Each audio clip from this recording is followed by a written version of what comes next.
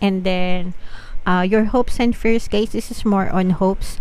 You will explore, no? Mag-explore talaga kayo, guys. Ayan, no? Parang journey, new adventure, new exploration. And parang damay-damay mo sa isip mo, no? Parang you're doing this not just for yourself but for your loved ones as well. Ginagawa mo to para sa kanila din. So, lalo na kung let's say for example, may pamilya ka na, di ba? Para sa pamilya mo, ganyan.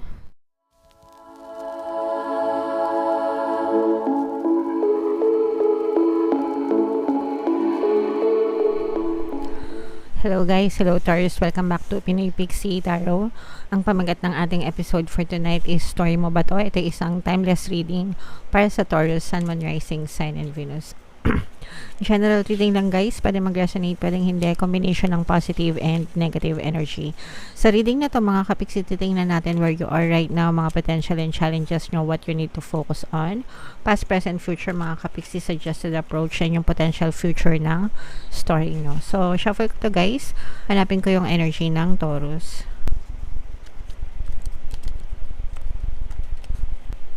Eto guys, so Taurus, kayo ay na-represent ng Queen of Pentacles sa ating spread.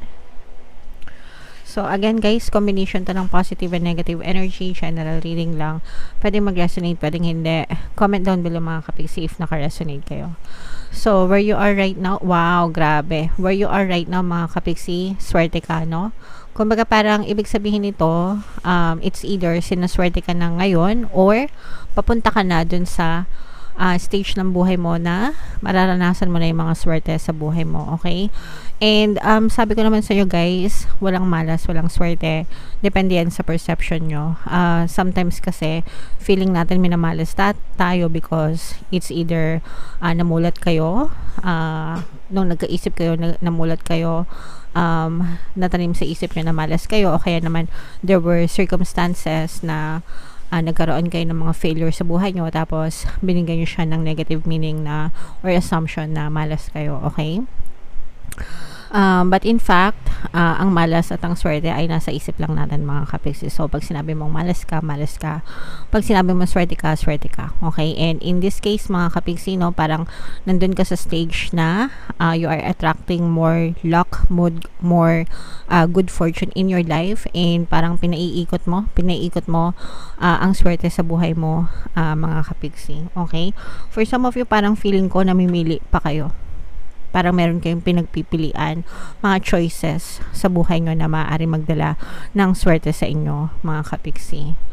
Mga potential and challenges, this is your challenges guys. Ito yung mga limiting beliefs nyo, no? Ito yung mga old beliefs, limiting beliefs, negative assumptions na nagiging dahilan para una, hindi mo maranasan or ma-experience itong swerte na to, or pangalawa, mailap yung pagpasok ng swerte sa inyo because of your limiting beliefs. So let's say for example, ano to guys, self-induced ito. So for example, kunwari gusto mong manalo ng loto, bumili ka ng ticket, okay? Tapos natalo ka or hindi lumabas yung number mo. Ano agad sasabihin nyo? Malas naman. O diba? Tumataya kayo ng loto pero sinasabi nyo, pag natalo kayo, sinasabi nyo agad na malas naman, okay? So, when you say that, the moment na sinabi nyo yun, malas naman, ibig sabihin na naniniwala kayo na hindi kayo swerte sa pagtaya ng loto. Therefore, kahit na ilang beses kayong tumaya ng loto, if pinaniniwalaan nyo na malas kayo, hindi kayo mananalo sa loto. Okay? So, be careful dun sa mga belief na tinatanim nyo sa inyong subconscious mind, because if that has been a fact, parang pag tinanggap siya as fact ng inyong subconscious mind, it will be pushed out in your reality, whether it's positive, whether it's negative. So, eto guys, yung mga nagiging dahilan kung ba't hindi kayo nakaka-experience ng swerte nyo. So, ito yung mga limiting beliefs, mga blocks, mga blockages, balakid, no? Kung gusto nyo ito ma-overcome, guys, meron tayong paano mag-manifest ng abundance video course. Yan yung tinuturo ko doon later. Nasa commercial ko yan, guys. Okay? What you need to focus on, mga kapiksi, you have to start focusing on yourself, no? focusing on reprogramming your subconscious mind, your belief system, mga kapiksi, no? I-analyze nyo ano ba yung mga paniniwala ko about myself, about my life, about life in general, even yung mga generic beliefs natin, mga kapiksi. There's an impact, no, sa ating day-to-day life, guys. Okay, so you need to focus more on yourself and on your belief system para talagang maging maganda yung ikot ng swerte or ikot ng buhay mo, kapiksi. Your recent past, guys, this is a new opportunity in love for some of you. Maaring there is something na in your recent past na nakakuha ng attention mo and nagpatibok ng puso mo. This is maaring may kinalaman ito sa negosyo or sa hobby, mga kapiksi. Parang ito yung nagsilbi ng inspirasyon sa iyo para kumilos, no, in your recent past. Iyan yung nakikita natin. Parang meron kayong kinuhaan, parang merong nakapagpa-impluwensya sa inyo, or some kind of circumstance siguro na nagbigay ng impluwensya sa inyo para ma-inspire kayo to do better on your own. And one of your greatest strength, mga kapiksi, one of your greatest strength is marunong kayo mag-handle ng mga disappointments, failures sa buhay nyo. Ibig sabihin, kapag nag-fail kayo, kapag syempre normal lang naman na mag-fail tayo, no, hindi naman tayo perfect, di ba? So meron tayong mga room for mistakes talaga, guys. And yung mga mistakes na yun, guys, dun kayo natututo. Yun yung one of your greatest strength, na imbis na patumbahin kayo at tinitingnan nyo siya as lesson. Bakit nangyari to? Anong lesson meron tinuturo ito sa akin, ganyan.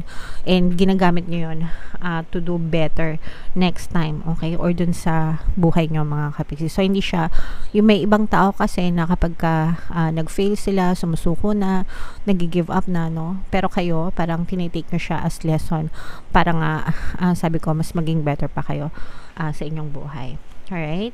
And in the near future, guys, you will take responsibility for your own life, no? Parang in the near future talagang, yung iba sa inyo, feeling ko magiging independent kayo, magsusolo kayo, you will take responsibility and accountability for your life. Talagang tatayo kayo sa sarili nyong paa.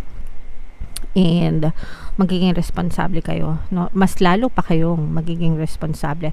Feeling ko, guys, masyadong, yung iba sa inyo, parang marami kayong shoulder sa balikat nyo. Pwedeng breadwinner kasi kayo, ganyan, or maraming umaasa sa inyo. And okay lang, feeling ko sa iba sa inyo, okay lang naman sa inyo as long as nagbibigay siya ng kaligayahan sa inyo sa pagtulong sa ibang tao, especially sa pamilya nyo. Masaya kayo na ginagawa nyo yan. So okay lang yan, mga kapiksi. Pagpapalain pa kayo lalo. Alright? And suggested approach sa inyo, guys, is habaan nyo pa yung pasensya nyo. Okay? Habaan nyo pa yung pasensya nyo, and moderation, balanse. Matuto kayong i-balance lahat, no, ng paggastos nyo, ganyan-ganyan, at sa lahat ng aspeto ng buhay nyo, dapat balanse lang, mga kapiksi. And matuto din kayong ingatan yung mga blessings at swerte na dumadating sa buhay nyo. Okay? Alright. What you need to know, guys, may mga panibagong simula pa. Yung iba sa inyo, guys, I'm sensing na kapag kayo ay lumabas ng inyong comfort zone, kumbaga parang you will face yung mga doubts and fears nyo. Parang haharapin nyo siya, mga kapiksi. You will face your fears, no? And magsisimula ka na lumabas ng iyong comfort zone, and doon parang may experience mo lang yung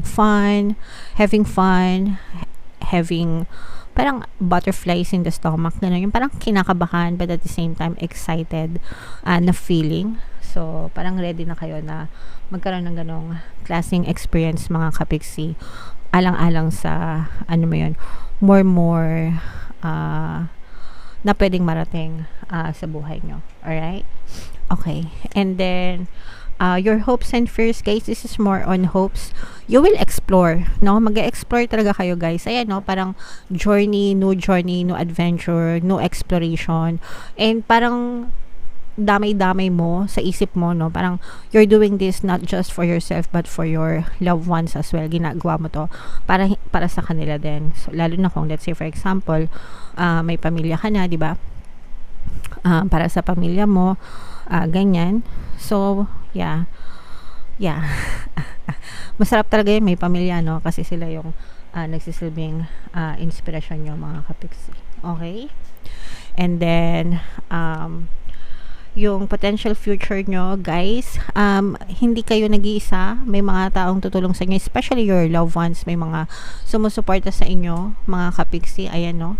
And parang ano din kayo, nagbibigay din kayo ng inspiration sa ibang tao. And ito, ang maganda nito, guys, is yung iba sa inyo talaga nag-share kayo ng blessings to other people. Okay? So, hindi kayo madamot. You are very compassionate. And the more na ganyan yung gawain nyo, the more na pinagpapala kayo ni universe, mga kapiksi. Okay, so more blessings to you, Taurus. I'm so proud of you kasi sobrang mapagbigay ka talaga, and I'm sure na hindi ka maghihirap sa buhay mo. Alright?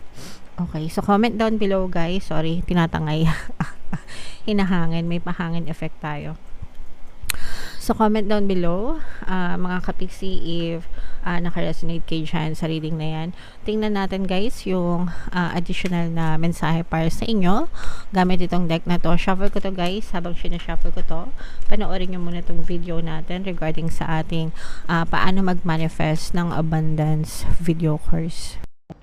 Kapiksi, sawa ka na ba sa mga struggles at hirap sa buhay mo? Masipag ka ba at masikap sa buhay ngunit hindi ka pa rin umaasenso? Ilang beses ka na bang nag-attempt magnegosyo at mag-invest pero palagi ka pa rin nalulugi? Sa pagkakataon na ito ay maaaring may subconscious beliefs ka na nagiging balakid sa iyong pag-unlad at pagyaman. Introducing, paano mag-manifest ng abundance video course. Dito ay matututunan mong ma-overcome ang mga balakid mo para tuluyan ka ng umunlad, umasenso, sumagana, maging matagumpay, successful at maswerte sa iyong kabuhayan, pera, trabaho, negosyo, salapi at kaperahan ng bonggang-bongga. Dali, mag-send na ng email sa pinoypixitaro@gmail.com at simulan na ang iyong pagyaman ngayon. Alright, so gusto mo bang yumaman? Kapiksi, kung gusto mong yumaman, umudlad at umasenso ng bonggang-bongga, mag-avail ka na ng course, guys, kasi sobrang ganda talaga niyan. And good news, no? Dahil malapit na magpasko, extended yung sale natin until November 30, mga kapiksi. Magbibigay ako ng 10% discount sa lahat na mag-avail ng course. Kaya mag-avail na kayo, guys. Meron din tayong email coaching, manifest your desires using the law of attraction. If meron kayong mga specific na gusto nyong i-manifest, pwedeng love and relationship, pwedeng money or career, mga kapiksi, pwede kayong magpabook ng email coaching session with me. Mag-send lang kayo, guys, ng email sa pinoypixitaro@gmail.com. So, ito yung additional na message for you, guys. Break the chain. Ancestral patterns, healing, rewriting the future. So, ito yung sinasabi ko sa inyo na mga limiting beliefs na nagiging challenges nyo. Kasi sometimes, itong mga belief system na to, minana pa natin yan sa mga kanunuan natin. Yung mga belief na pinasa-pasa, mga kasabihan ng mga matatanda, ganyan, naipasa sa inyo, naipasa sa magulang nyo, naipasa sa inyo, di ba? And yung ages, yung bata 0 to 7 years old, nung mga bata tayo, download ng program or belief sa isip natin based dun sa kung paano tayo pinalaki, kung paano tayo pinaniwala ng mga parents natin, mga kapiksi. So, but the good thing about this is everything is changeable and malleable. Pwede mo mabago yung mga paniniwala mo, yung story ng buhay mo, as long as you change it in your mind. Okay, so if you want a better life, mga kapiksi, you have to start reprogramming your beliefs, no? Write your own story, write your own future, mga kapiksi. Yun yung ibig sabihin nito. Okay, so you can be, do, and have anything that you want, as in kahit ano pwede nyong ma-achieve sa buhay nyo, guys, as long as willing kayo na baguhin yung inyong belief system and alisin yung mga limiting beliefs nyo. Okay? Alright, so comment down below, Taurus, if in case naka-resonate kayo dyan sa message na yan, mga kapiksi. Ito yung ating Money 2024 kapalaran. Kung di nyo pa napapanood, panoorin nyo na. Super nice, super ganda. And ito naman yung ating success stories ng paano mag-manifest ng abundance video course. Thank you for click here to subscribe, guys. Thank you for liking, sharing, and subscribing. See you again next time. I love you all. Have a nice day. Bye-bye.